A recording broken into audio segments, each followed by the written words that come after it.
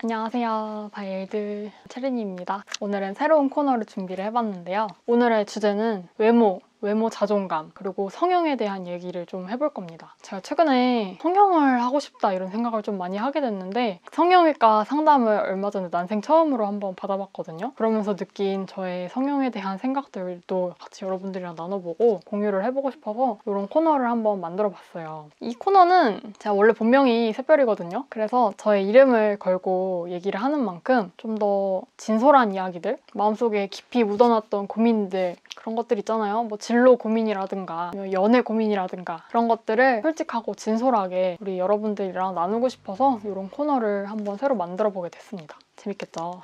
그래서 이렇게 차도 한 잔 마시려고 준비를 했고요. 다시 본론으로 들어와서 오늘의 주제는 외모입니다. 여러분들은 외모 콤플렉스라든지 그런 게 있으신가요? 저는 보시는 분들은 어떻게 생각하실지 모르겠지만 20대 초중반까지도 외모가 정말 최대 관심사 중에 하나였고 저 예쁜 사람들을 정말 좋아하거든요. 아이돌도 여돌만 좋아해요. 그냥 괜히 예쁜 애들 보면 친해지고 싶고 괜히 막 말도 못 걸겠고 떨리고 그런 것들이 좀 있었단 말이에요. 아무래도 사람을 볼 때 가장 먼저 눈에 보이는 요소가 외모잖아요. 그러다 보니까 사람들이 외모에 따라서 대우가 정말 많이 다르다고 느꼈어요. 특히 저는 비만이었잖아요. 그래서 비만일 때 사람들이 저를 대하는 태도랑 열심히 살 빼고 예쁘게 꾸몄을 때 저를 대하는 태도가 너무 다르다고 느끼면서 약간 씁쓸하다고 해야 되나? 그런 마음이 좀 많이 더 들었던 것 같아요. 살이 많이 쪘었을 때 항상 사람들이 저한테 아줌마라고 부르는 거를 듣고 조금 상처받은 기억으로 남아있거든요. 살이나 빼고 오라느니 막 그런 식으로 저를 무시하고 그런 사람들도 있었어요.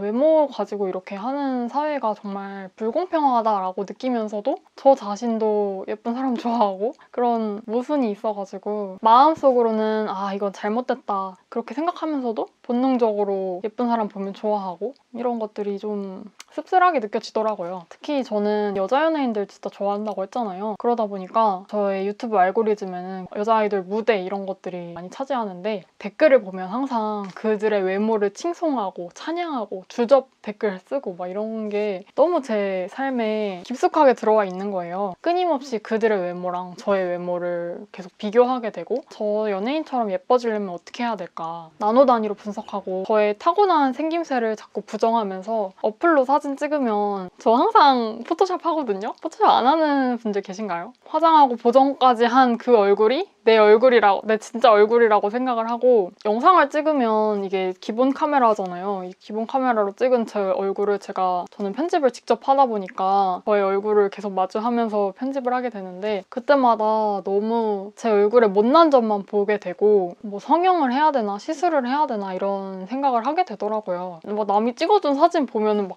막 이상하게 돼 있고 마음에 안 들고 그러면은 더 기분이 안 좋아지고 그러더라고요. 역시 연예인들 왜 살 빼는지 알겠다. 이거 화면에서 내가 너무 부하게 나오네. 그런 생각들도 하게 되고 그래서 진짜 너무 자연스럽게 유튜브를 하면서 외모에 대한 강박증이 좀 생긴 것 같아요. 또 최근에 영상이 몇 개가 알고리즘을 타면서 갑자기 악플을 다시는 분들이 조금 늘었거든요. 외모 평가를 하면서 그런 댓글을 보면은 정말 무례한 사람이다 라고 생각하면서도 괜히 기분이 나빠지는 거는 어쩔 수 없잖아요. 너무 예쁜 여자 연예인들 보면서 자꾸 비교하고 근데 사실 비교하는 것 자체가 웃긴 게 그 사람들은 예뻐서 유명한 사람들이잖아요. 예쁜 걸로 돈을 버는 사람들이고 외모가 경쟁력이 되는 사람들이랑 저의 외모랑 비교를 한다는 게 얼마나 가당치 않은 일입니까? 외모도 사실 정말 타고난 재능 중에 하나인데 애초에 그 사람들과 나는 가지고 있는 무기가 다른 건데 그런데 그런 사람들이랑 제 얼굴을 계속 끊임없이 비교를 하면서 그런 게 웃긴 것 같아요, 사실. 그리고 유튜브 하시는 분들은 아마 공감하실 건데 메일 통해서 뭐 협찬이라든지 광고 제안 같은 것도 오는데 성형외과 시술이나 성형 이런 거 협찬 메일도 정말 많이 와요. 옛날에는 그런 거에 대해서 그냥 무시를 했는데 요새 이렇게 외모에 대해서 좀 자신감이 떨어지고 얼평당하는 일도 너무 많아지다 보니까 성형에 대한 생각을 정말 많이 하게 됐어요. 애초에 성형에 대해서 딱히 부정적으로 생각하지는 않았거든요. 제 주변에 또 성형한 친구들도 많고 마음 한구석으로는 항상 좀 더 예뻐지고 싶다라는 그런 마음이 한구석엔 있었는데 성형을 한 번도 아직 안 해봤거든요. 무서워가지고 뭘 못했는데 성형외과 협찬 메일 이런 게 오니까 이번에 처음으로 한번 견적을 한번 받아보자 해가지고 성형외과를 갔는데 막상 가니까 그 홍보팀에서 이제 메일을 보낸 것 같다. 상담 실장님이랑은 그건 잘 모르겠고 막상 이제 보니까 협찬 이런 쪽으로는 어려울 것 같다 갑자기 이렇게 얘기를 하시는 거예요. 거의 한 돈 1,000만 원 정도 되는 금액을 얘기를 하시더라고요. 그래서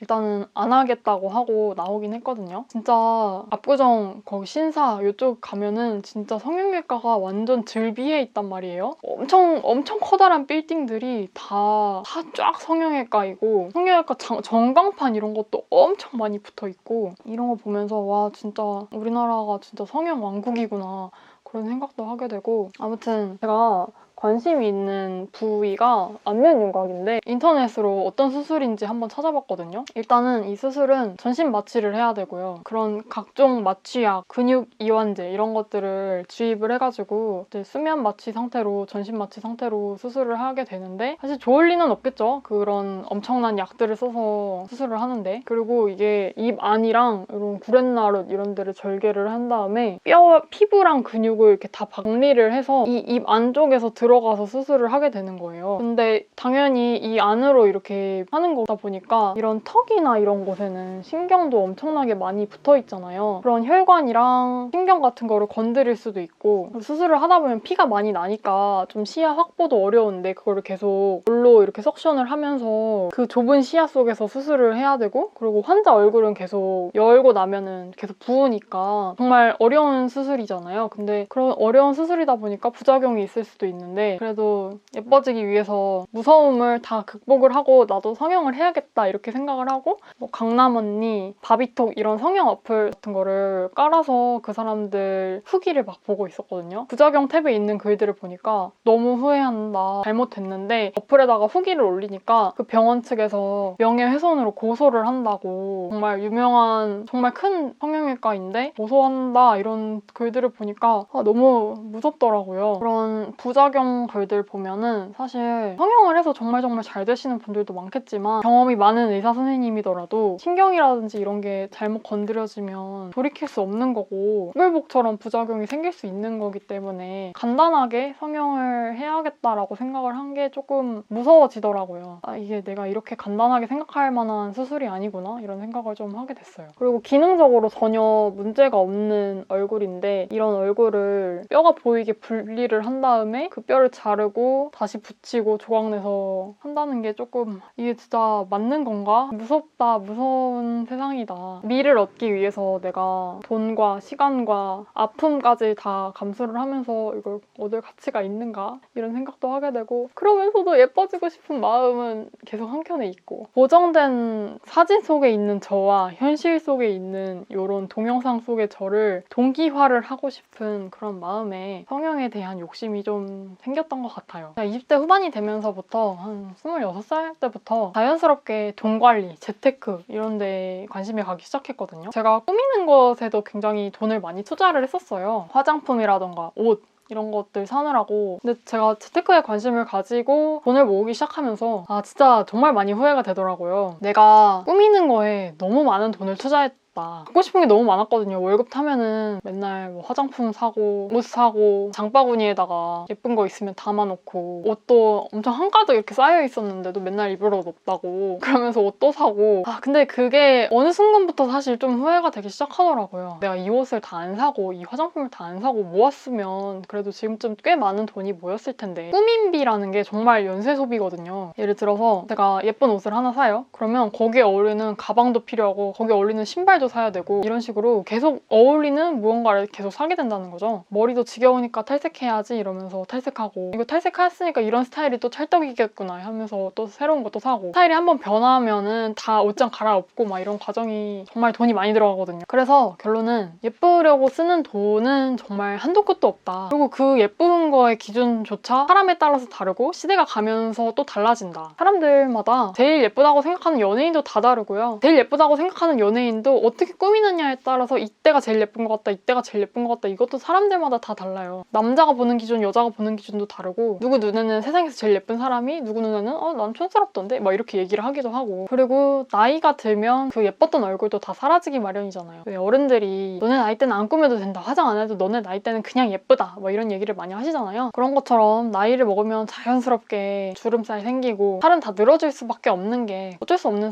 자연의 섭리라고 생각해요. 아무리 예쁘고 팽팽하고 젊은 피부를 유지를 하고 싶다고 해도 나이를 안 드는 사람은 없잖아요. 그거를 유지를 하겠다고 관리를 하고 뭐 안면 거상을 하고 이런 데는 어마어마하게 돈이 많이 들고요. 그렇게 해서 예쁨을 유지를 한다고 한들 나한테 뭐가 남을까라는 생각을 하게 되더라고요. 과연 내가 누구한테 예뻐 보이고 싶은 걸까? 이미 제가 사랑하는 사람들, 저의 가족들, 친구들, 제 주변에 가까운 사람들은 이미 외모가 아니더라도 저의 가치를 존중해주는 사람들이었어요. 제가 성형하고 싶다고 가족들, 친구들한테, 주변 사람들한테 얘기를 했을 때 절대 하지 마라 라고 얘기하는 사람들이 대부분이었거든요. 뭔가 가족한테서 인정받지 못한다고 느낄 때 인정 욕구를 다른 사람들, 생판 모르는 남한테서 얻으려고 했던 것 같아요. 내 외모에 대한 평가나 인정이 늘어나면은 인정 욕구가 더 늘어난다고 생각을 했고, 뭔가 마음은 계속 그래 이렇지 이러면서 그래 이거는 내가 비워야 하는 마음이야 이렇게 생각은 하는데, 막상 또 예쁜 연예인들 보면 너무 예쁘다, 나도 이뻐지고 싶다 이런 생각하게 되고 끝이 없네요. 사람 욕심이 끝이 없어요. 제가 결론적으로 느낀 거는 남의 인정이 저의 가치가 되지 않는다는 거. 예쁜 거는 아무리 소비해도 모두한테 예뻐 보일 수 없고, 예뻐서 얻는 가치? 그거는 그냥 일시적인 거고, 그래서 좀 더 나 자신을 위한 내면을 다지는데 좀 더 소비를 투자하자라는 것이 결론입니다. 제가 진짜로 성형을 할지 말지 이런 거는 정말 모르겠어요. 그렇지만 여러분한테 이렇게 오늘 한번 저의 고민, 푸념 같은 거를 한번 털어놓아 봤는데요. 저랑 같은 비슷한 고민을 하시는 분들한테 조금이나마 위로가 되었으면 좋겠고, 또 샛별 토크에서 저랑 같이 나누고 싶은 주제가 있으신 분들은 댓글로 많이 얘기를 해주시기를 부탁드릴게요. 오늘 너무 두서없이 막 얘기를 했는데 그래도 모쪼록 재밌게 봐주셨으면 좋겠고, 우리는 또 다음 영상에서 또 봐요. 바이엘들 안녕.